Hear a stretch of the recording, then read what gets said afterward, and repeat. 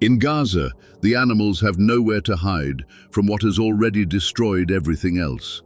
Homes are gone, so are the hands that once fed them, and in the middle of this, a boy walks the same broken streets every day, carrying whatever food he can find, looking for them.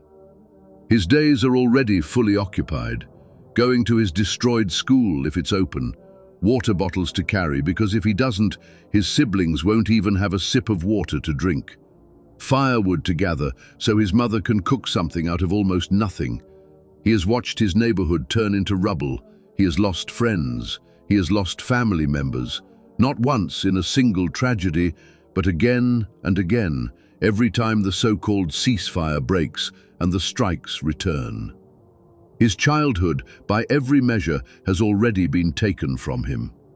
And still, every day, he makes room for one more responsibility that no one asked him to carry: the strays. When the war began, he started noticing them everywhere. Dogs and cats who had lost their homes and the people who once cared for them, left to wander streets that offered nothing.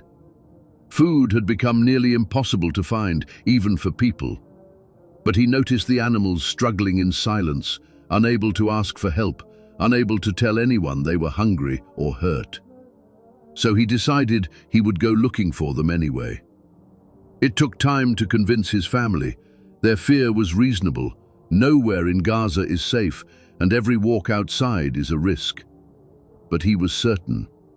3 years later, this has not changed. He and his father still walk the same routes, even when they have to shift without warning or when they have to run. Over these years, they have taken in 12 cats who now live with them as family. About what this means: a child with almost nothing left, no safety, no certainty, no guarantee of tomorrow, has decided that mercy is still his responsibility.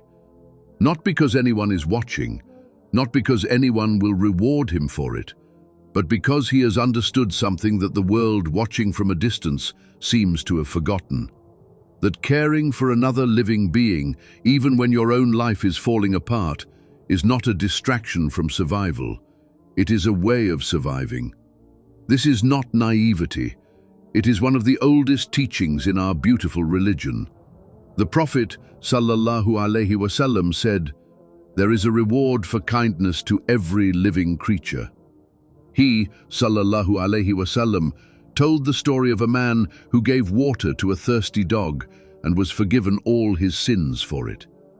He, ﷺ, also warned of a woman who was punished in the hereafter for locking away a cat and letting it starve. Mercy toward animals in Islam is not a side virtue.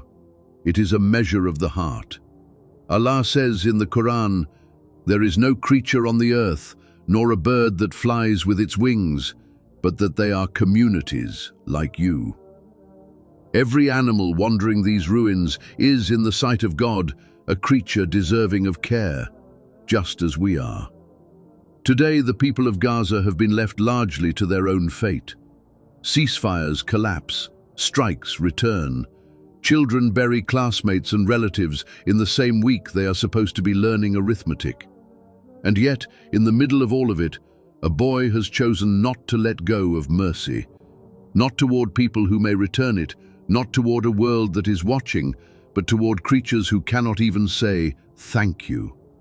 The Prophet ﷺ said it plainly: "Be merciful to those on the earth, and the one above the heavens will have mercy upon you."